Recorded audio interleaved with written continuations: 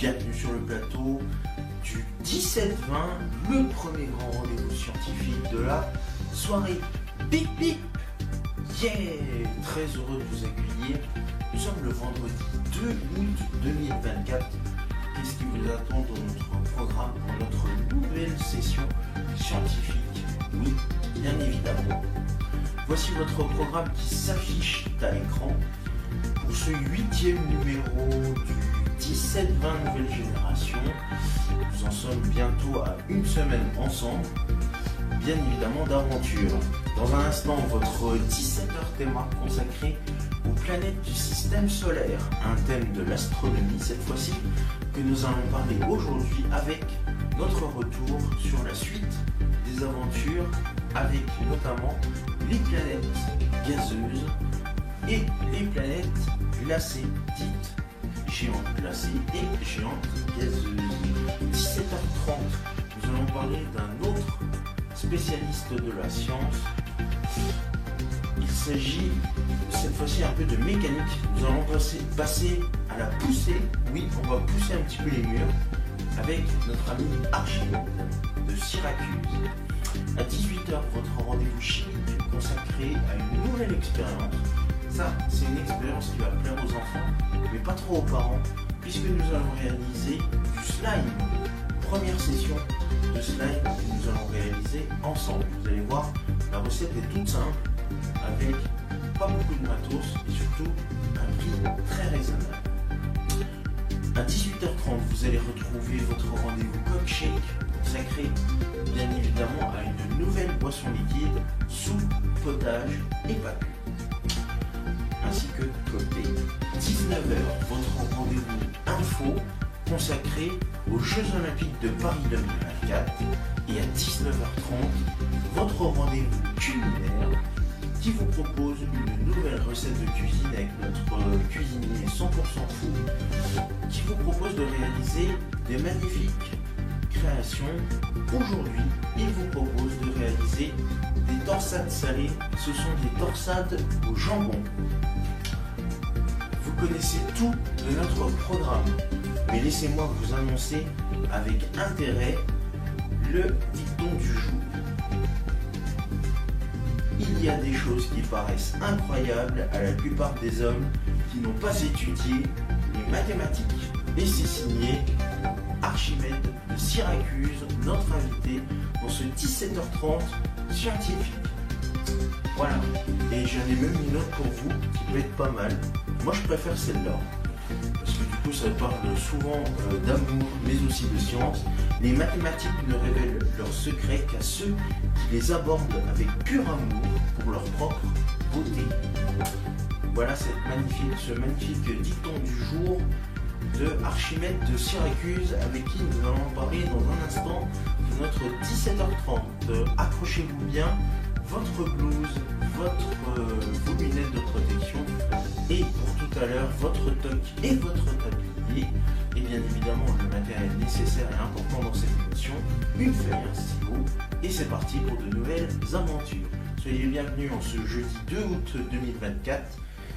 Il est presque 17h, soyez les bienvenus, nous sommes ensemble pendant 3 heures, de 17h à 20h dans la nouvelle formule générationnelle, 100% scientifique, soyez les bienvenus dans le monde de Jerry. C'est parti, en route.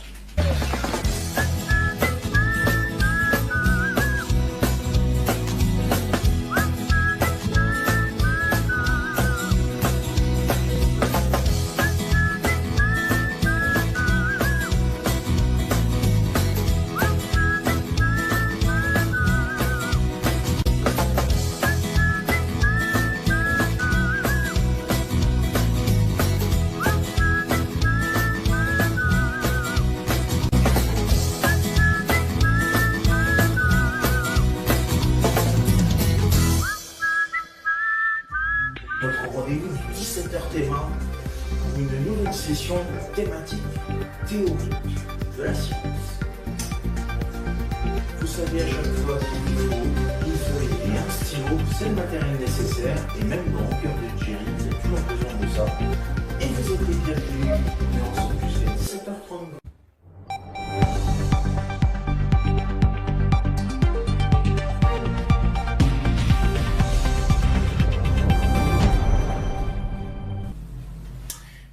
messieurs, bonjour, bienvenue sur le plateau du 17h Théma, soyez les bienvenus pour de nouvelles aventures. Le 17h Théma, c'est votre premier grand rendez-vous thématique scientifique sur Ado Kids TV, le meilleur de la jeunesse télévisuelle disponible sur vos tablettes, vos smartphones et vos écrans d'ordinateur. Aujourd'hui, dans cette nouvelle session du jeudi 2 août 2024, nous allons poursuivre notre thème sur le système solaire. Après vous avoir parlé hier des planètes rocheuses, nous allons parler cette fois-ci des planètes géantes. Nous en avons 4 de planètes géantes et elles suivent juste après toutes nos planètes rocheuses.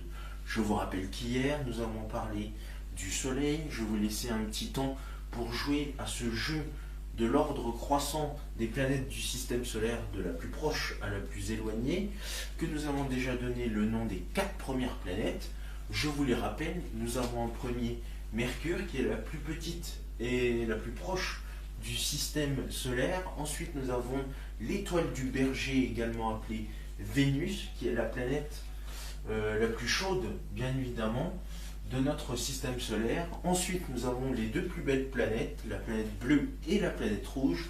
La planète bleue pour la planète Terre, constituée, je vous le rappelle, à 30% de la partie terreuse, rocheuse, et à 70% de la partie océanique de l'eau. D'où le nom de planète bleue. Et enfin, nous avons notre magnifique planète dite rouge, à cause de la rouille qui a coloré les rochers de cette planète. Il s'agit de la planète Mars. Donc là, nous allons passer à notre 5e planète qui fait partie des planètes géantes.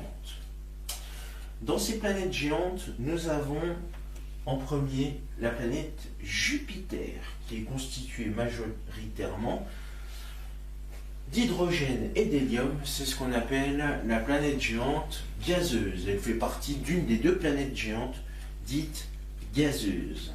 Si vous voulez en savoir plus, on va s'en intéresser un petit peu plus à Jupiter. Donc Jupiter, si je reprends mon calendrier, c'est une planète géante gazeuse dont la température moyenne est de moins 145 degrés Celsius et qu'elle tourne autour du Soleil. Pour qu'elle puisse faire un tour, il lui faut 12 années.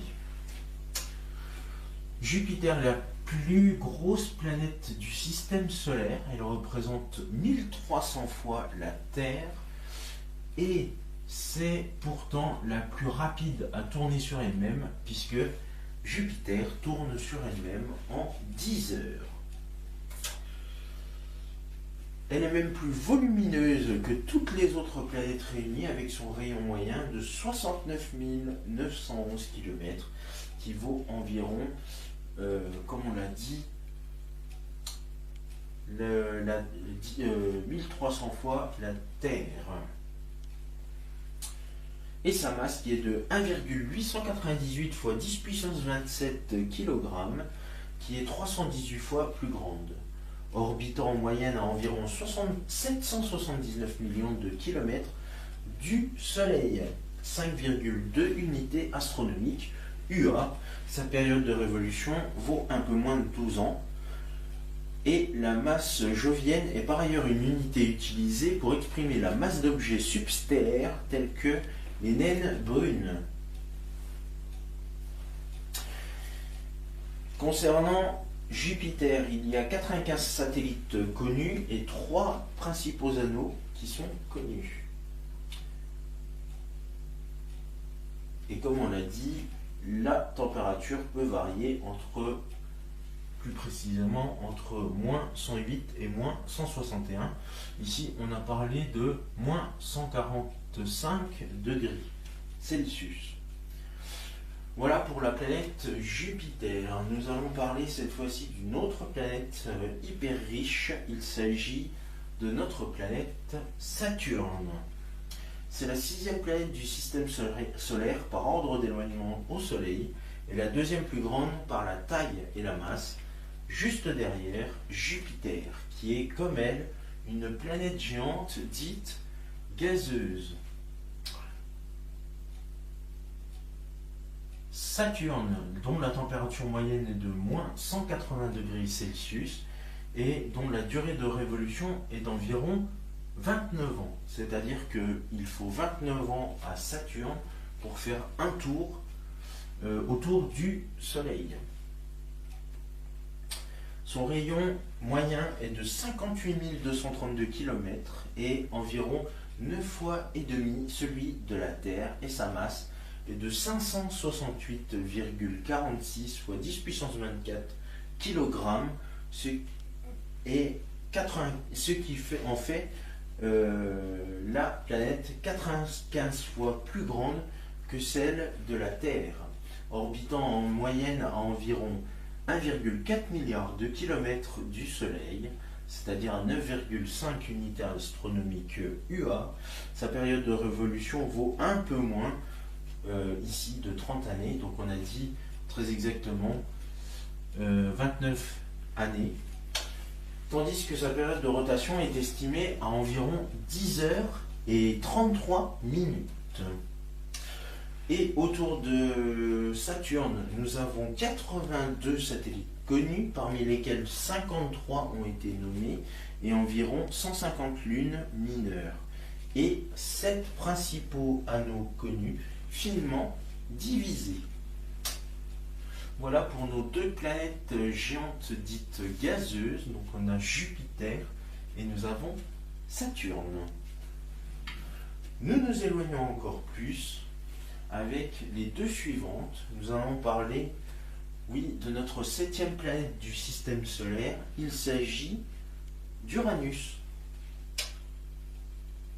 Uranus, qui est appelée une planète géante de glace, ou planète géante glacée. Elle fait partie des deux planètes géantes glacées avec la suivante. Uranus a une température moyenne d'environ moins 214 degrés Celsius, ce qui correspond pas loin du 0 degré Kelvin, et a une durée de révolution d'environ 84 ans. Donc, il lui faut 84 années pour pouvoir tourner autour du Soleil. En plus d'être la plus froide, Uranus est la seule planète à rouler comme une toupie couchée sur un côté. Donc, on a dit qu'elle orbite autour de celui-ci, donc du Soleil, à une distance d'environ 19,2 unités astronomiques, UA, ce qui équivaut à 2,87 milliards de kilomètres, avec une période de révolution de environ 84,05 années terrestres. C'est la 3e plus grande planète par la taille, juste après les deux précédentes, Jupiter et Saturne.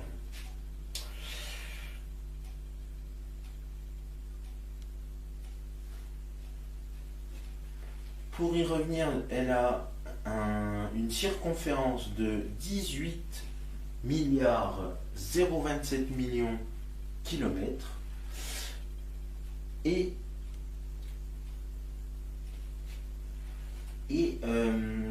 elle a 28 satellites connus et 13 anneaux connus. Et enfin, nous allons parler de la dernière planète gazeuse de glace. Il s'agit de la planète Neptune. Neptune, qui est une planète géante de glace, une planète géante glacée, dont la température moyenne est environ de moins 220 degrés Celsius et qu'il lui faut 165 ans environ pour tourner autour du Soleil. Le méthane qui compose Neptune lui donne sa couleur bleue comme les mers. À sa surface, on peut voir une tache de la taille de la Terre.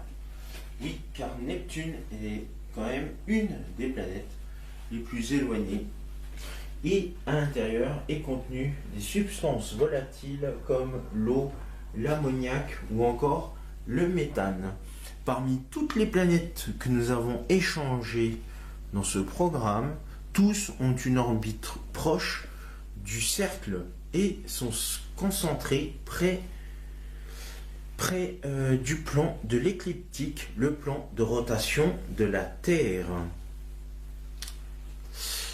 Et nous allons essayer d'en savoir un petit peu plus sur Neptune, notre planète super sympathique dont nous essayons de faire connaissance.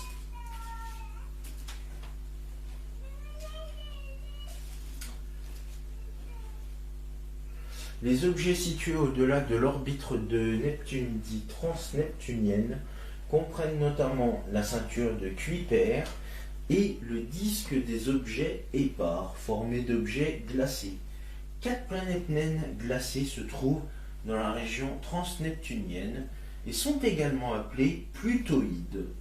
Et justement, nous allons parler de ces 4 planètes qui ne sont pas mentionnées ici même.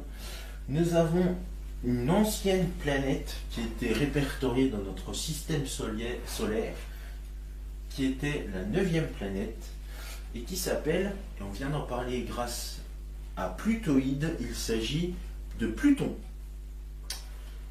Alors Pluton, je ne sais pas si je vais avoir un petit peu de chance, un petit peu de connexion pour pouvoir avoir les éléments nécessaires.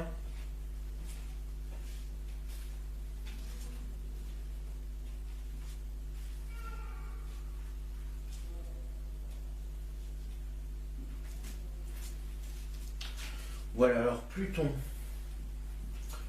Pluton, oui, j'ai quelques informations pour vous. Elle fait partie des planètes naines transneptuniennes.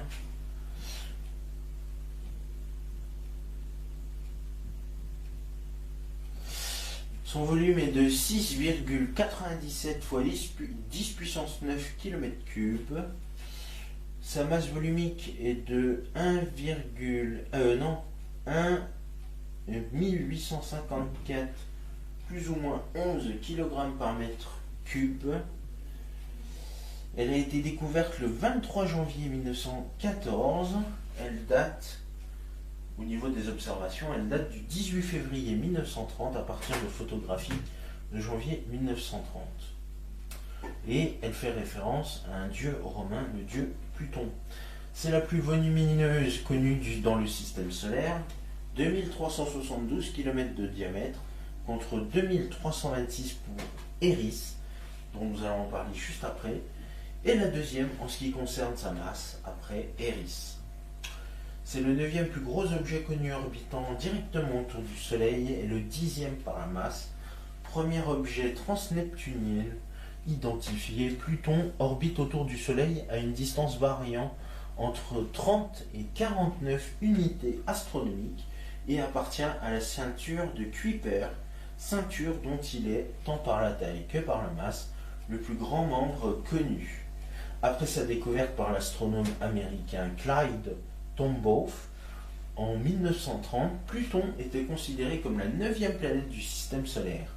À la fin du XXe siècle et au début du XXIe siècle, de plus en plus d'objets similaires furent découverts dans le système solaire externe, en particulier Eris.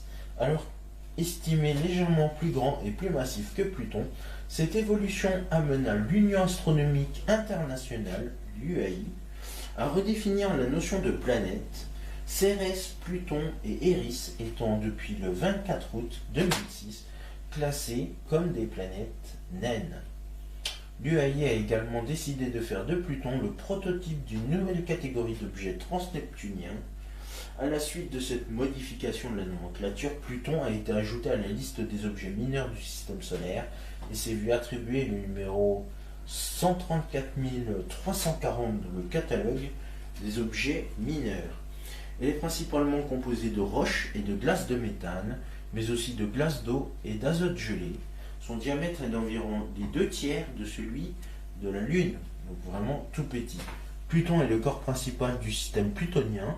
Le couple que forme Pluton avec son grand satellite Charon, diamètre 1200 km, est souvent considéré comme un système double car la différence de masse entre les deux objets est l'une des plus faibles et de tous les couples corps primaires satellites du système solaire, et le barycentre de leurs orbites ne se situe pas à l'intérieur d'un des 2 corps. Il est légèrement à l'extérieur de Pluton. 4 autres satellites naturels, nettement plus petits et tous en orbite à peu près circulaire. À l'extérieur de l'orbite de Charon complète le système tel qu'actuellement connu Styx, Nix, Kerberos et Hydre. Tous 4 furent découverts avec l'aide du télescope spatial Hubble. Les deux plus importants, Nix et Hydre, respectivement 54 x 41 x 36 km et 43 x 33 km en 2005, Kerberos environ 12 x 4 km en 2011 et Styx environ 7 x 5 km en 2012. Ces deux derniers ont reçu leur nom officiel en juillet 2013. Les dimensions mentionnées correspondent à des mesures effectuées ultérieurement à leur découverte et non aux premières estimations qui purent être faites.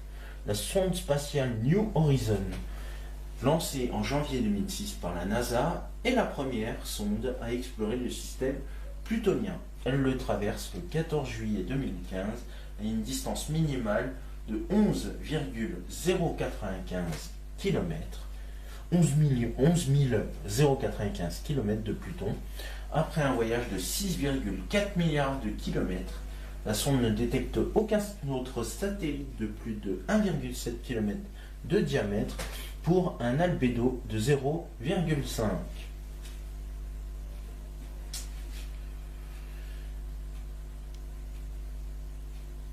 Ensuite, nous avons une autre planète qui s'appelle Oméa. C'est une autre planète naine que nous allons en parler dans notre émission, si j'arrive à avoir quelques informations là-dessus.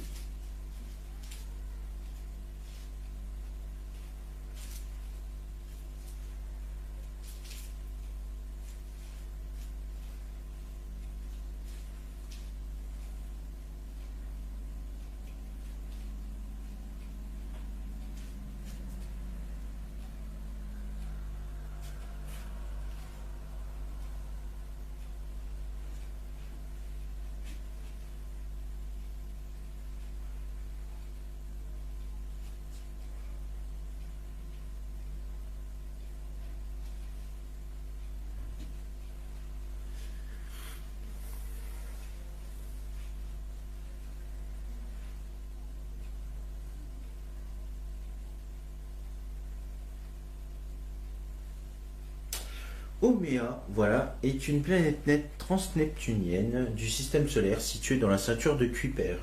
Elle réalise une révolution autour du Soleil avec une période orbitale de 284 années terrestres et avec une orbite typique des grands cubes Wenos, assez excentrique et avec une forte inclinaison. Son périhélie est proche de 35 UA, unité astronomique, et son aphélie atteint 51 unités astronomiques. Elle est par ailleurs en résonance orbitale intermittente avec Neptune et porte le numéro 136 108.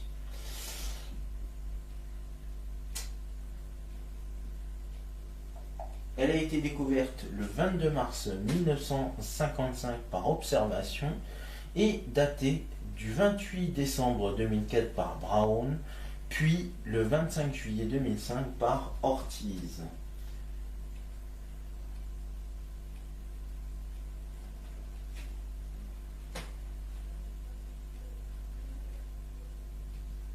Elle possède une forme allongée similaire à un ballon de rugby d'environ 2100 x 1700 x 1100 km d'après les calculs sur sa courbe de lumière, mais dont les mesures précises ne sont pas certaines.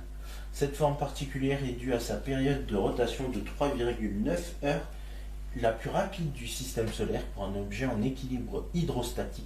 Sa masse est d'environ 4,2 x 10 puissance 21 kg, soit près d'un tiers de la masse du système plutonien et de 6% de celle de la Lune. Elle présente un albédo élevé d'environ 0,7, similaire à celui de la neige, en raison de sa fine couche de glace d'eau cristalline en surface, couvrant une structure interne principalement rocheuse. Elle posséderait une large tache rouge. Autour de Oméa orbitent au moins deux petits satellites naturels, Iyaka, environ 310 km de diamètre, et Namaka, environ 160